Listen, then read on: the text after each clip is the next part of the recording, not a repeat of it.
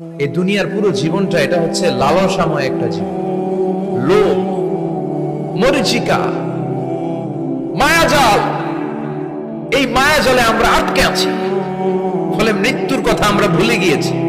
পাগলের মতো ছুটছি, আরো টাকা লাগবে, আরো খ্যাতি লাগবে, আরো যশ লাগবে, আরো দাপট লাগবে। আমার এত টাকা দিয়ে কি হবে? এত সম্পদ দিয়ে কি হবে? এত ব্যস্ততা দিয়ে কি হবে? তোমার স্টপ, থামুন, অনেক হয়েছে। আন্না, থামুন, take a rest, take a breath and think about death. Think that you have to go back to your Lord. একটু বসেন না, একটু ভাবেন যে আমাকে চলে যেতে হবে, চলে যেতে হবে। এই কোলাহল, এই ব্যস্ততা, এগুলো থাকবে, থাকবো না আমি। সাইয়েদনা ওমর ফারুক বলেছেন, মুতু ক্বাবলা আন তামুতু, মরার আগে একবার মরো।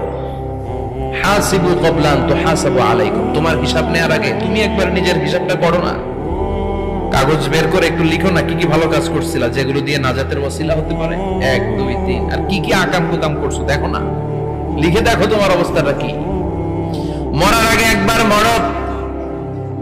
মরার আগে খাটের মধ্যে শুয়ে শটান করে চোখ বন্ধ করে একবার মরার ভান করে দেখেন কেমন লাগে। চোখটা বন্ধ করেন আর ভাবেন আপনি নাই, কি কি হতে পারে ভাবেন।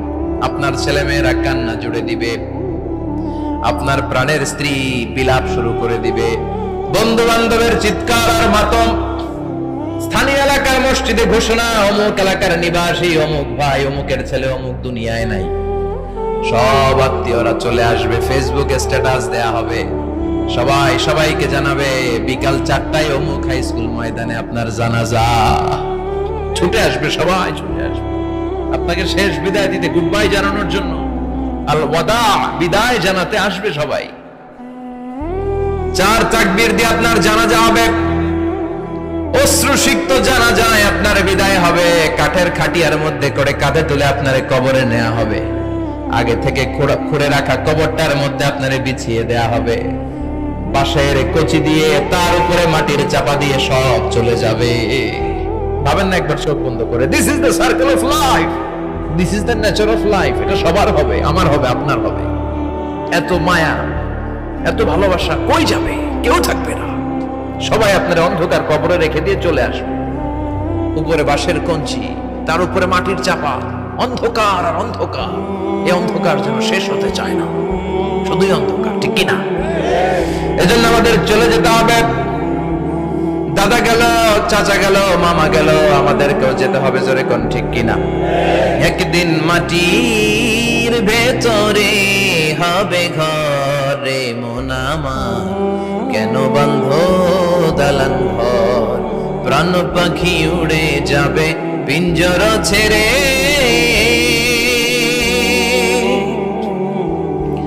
ধরা ধামে সবই রবে, তুমি যাবে চলে। বন্ধু বান্ধব যত, মাতা পিতা যারা সুত, সবই হবে তোমার পরে।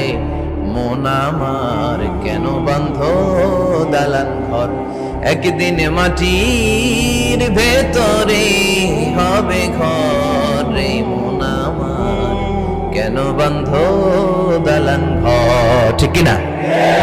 সব করে থাকবে, চলে যেতে হবে আমাদেরকে।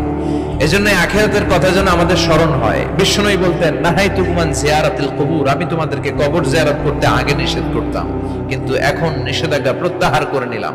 এখন সব সময় তোমরা কবরের সামনে যাবা আর জিয়ারত করবা। কবরস্থানে জানতো বড়ুয়া কৃষ্ণপুরের এই গ্রামের কবরস্থান আছে কোন দিকে? পূর্ব দিকে আছে, গোখরার জলের ওদিকে। যান আপনারা, একটু যাবেন, একটু গেলে আখিরাতের কথাটা স্মরণ হবে। ওখানে ছোট শিশুরা শুয়ে আছে, কিশোর যুবকরা আছে, আপনার মতো তাগড়া যুবক, মুরব্বীরা আছে। এরা এই এলাকায় থাকতো, এরা আকাশ থেকে নেমে আসে না, এই এলাকার সন্তান আজ নাই। একটা সার্টেন পিরিয়ড শেষে আপনিও থাকবেন না। This is the nature of life, this is the circle of life. ছোট্ট শিশু হয়ে এসেছিলেন, শৈশব, কৈশোর, যৌবন, প্রৌঢ়ত্ব। আগে ছিলেন সিঙ্গেল, বিয়ে করে হয়ে গেলেন ডবল। এরপরে আল্লাহ আপনাকে একটা মেয়ে দিল, এরপরে মেয়েকে বিয়ে দিয়ে শ্বশুর হলেন, এরপরে ওই মেয়ের ঘরে সন্তান হতে নানা হলেন। আর কতদিন? অনেক দিন হলো তো, অনেক লম্বা সময় পেয়েছেন আপনি। থিঙ্ক অ্যাবাউট ডেথ, এবার যাওয়ার কথা ভাবেন, আখিরাতের সামানের কথা ভাবেন, ফিরে যেতে হবে। কি শক্তিশালী যুবক, বার্ধক্য চলে আসলে লাঠি ছাড়া চলতে পারে না।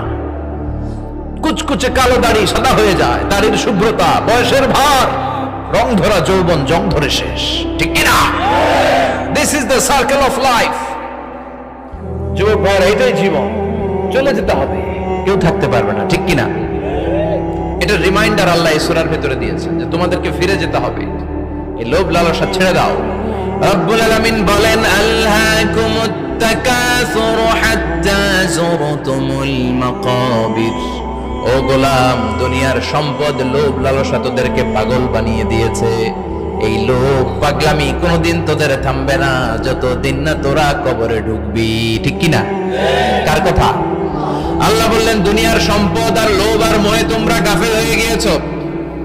আখিরাতের কথা বেমালুম তোমরা ভুলে গিয়েছো, কিন্তু আখিরাতে তোমাদের যেতেই হবে, কবরের বাড়িতে তোমাদের ঢুকতেই হবে, ঠিক কিনা? যেতেই হবে। আমরা ভুলে যাই। আলহাকুমুত তাকাসুর, অতিরিক্ত পাওয়ার লোভ, বেশি বেশি খাওয়ার লোভ, বেশি বেশি জমানোর লোভ মানুষকে গাফেল বানিয়ে দিয়েছে। এটা মানুষের স্বভাব। আরো চাই, আরো চাই, এই স্বভাবটা আছে না নাই? দেখবেন ছোট বাচ্চারা মসজিদে দোয়া অনুষ্ঠান শেষে জিলাপি দেয় না? বড় কৃষ্ণপুর কি দেয়? আগে বাতাসা দিত না, এখন কি দেয়? জিলাপি দেয়, মিষ্টি দেয়। তো মসজিদের 2-3 গেট থেকে যদি দেয়, ছোট বাচ্চারা দেখবেন এদিক দিয়ে কয়েকটা নিয়ে আবার ওই গেটে লাইন ধরে। ওর হাত হলো ছোট হাত, ওর হাত ভর্তি জিলাপি, আর নেওয়ার জায়গা না, এরপর আরেক জায়গায় লাইন ধরছে। আরো লাগবে, আরো লাগবে, এই আরো আরো আরো চাই। এই স্বভাবটাই মানুষকে কুড়ে কুড়ে শেষ করে দিয়েছে। এত লাগবে কেন তোমার? চাহিদার কোনো শেষ নাই। Unlimited demand of human being. যার আছে বেশি তার চাই বেশি। যার সাইকেল আছে তার হুন্ডা চাই, হুন্ডা আছে তো প্রাইভেট কার চাই, প্রাইভেট কার আছে তো প্লেন চাই, প্লেন আছে তো হেলিকপ্টার চাই, হেলিকপ্টার আছে তো ওইটা চাই, ওইটা আছে তো সেটা চাই, ঠিক কিনা? এলাকার মেম্বার যে হয়েছে চেয়ারম্যান হতে চায়, আছে না নাই? চেয়ারম্যান সাহেব এমপি হতে চায়, আছে না নাই? এমপি সাহেব মন্ত্রী হতে চায়, আছে না নাই? মন্ত্রী সাহেব প্রধানমন্ত্রী হতে চায়, আছে না নাই? কিন্তু এই দেশে সুযোগ নাই। কথা কন, এই দেশে প্রধানমন্ত্রী সিলেক্টেড। 2-3 জনের বাইরে কেউ প্রধানমন্ত্রী হতে পারবি না, ঠিক কিনা? আমার এই জীবনে তো আমি 2-3 জনই দেখলাম। বেগম খালেদা জিয়া, মাননীয় প্রধানমন্ত্রী শেখ হাসিনার ছোট্টবেলা দেখেছি এরশাদকে, আমরা তখন ছোট। তো মানুষের চাহিদার কোনো শেষ নাই, যার আছে বেশি তার চাই বেশি। এজন্য বিষ্ণু বলেছেন, উনজুরু ইলা মান হুয়া আসফালা মিন, তোমার চেয়ে যে খারাপ আছে ওর দিকে তাকাও।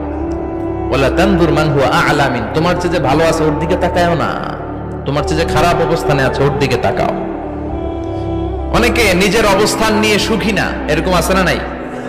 আল্লাহ আমার এটা দিল না রে, ওইটা দিল না রে, পাইলাম না রে, কিচ্ছু হয় না, কি করব জীবনে, হতাশ।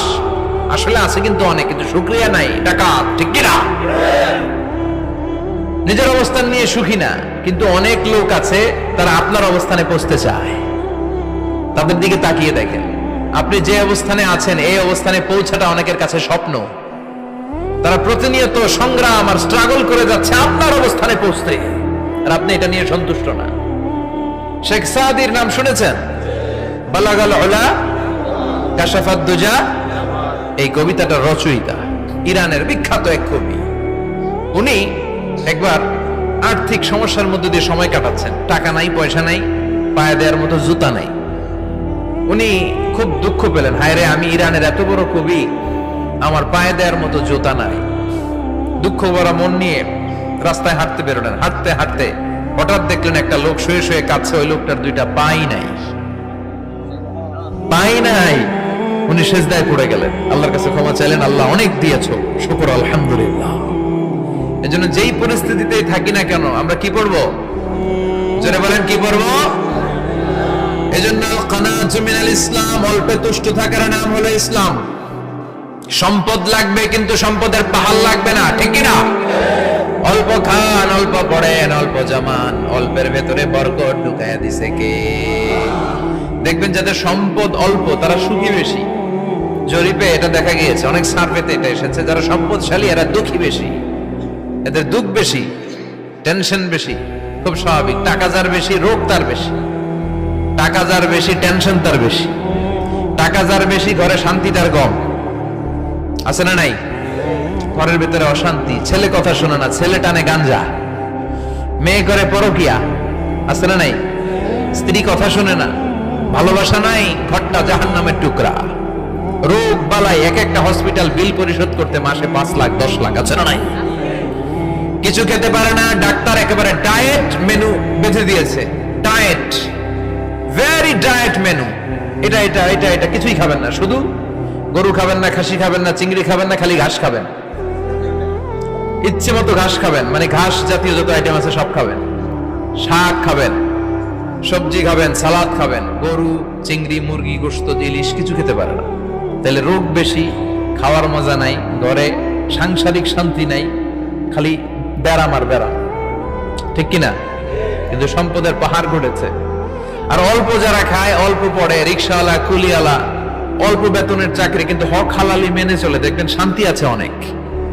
হ্যাঁ, বাসা ভাড়া দেয়, ফ্যামিলি চালায়, বাচ্চাদের স্কুল বিল, এরপরও মাস শেষে 1-2 হাজার টাকা হাতে থেকে যায়। আর ওর প্রতি মাসে 10 কোটি টাকা ইনকাম, তারপরও ব্যাংকের ঋণ আছে না নাই? সুখ কারে বলে? কিভাবে আপনি সুখকে ডিফাইন করবেন? সুখ তো টাকায় কিনা যায় না, শান্তি টাকা দিয়ে হয় না, শান্তি দেওয়ার মালিককে। শান্তি আছে অল্প খেয়ে শুকর করার মধ্যে, শান্তি আছে আলহামদুলিল্লাহর মধ্যে। চিল্লায় বলেন ঠিক কিনা? এজন্য অল্প খাবো, অল্প পড়বো, অল্প জামাবো, অল্পের ভেতরে বরকত দিয়েছে কে? দেখেন, ধনী ভাইরা খেতে পারে না, কিন্তু রিক্সাওয়ালার কি সমস্যা হয়? রিক্সাওয়ালারা সব খেতে পারে, কুলিওয়ালা, দিনমজুর, এরা একেবারে স্লিম, সুঠাম দেহি, মেদহীন পেট, পেটে কোনো মেদ নাই, ভুড়ি নাই। আর কোটিপতিদের মেদ আছে না নাই?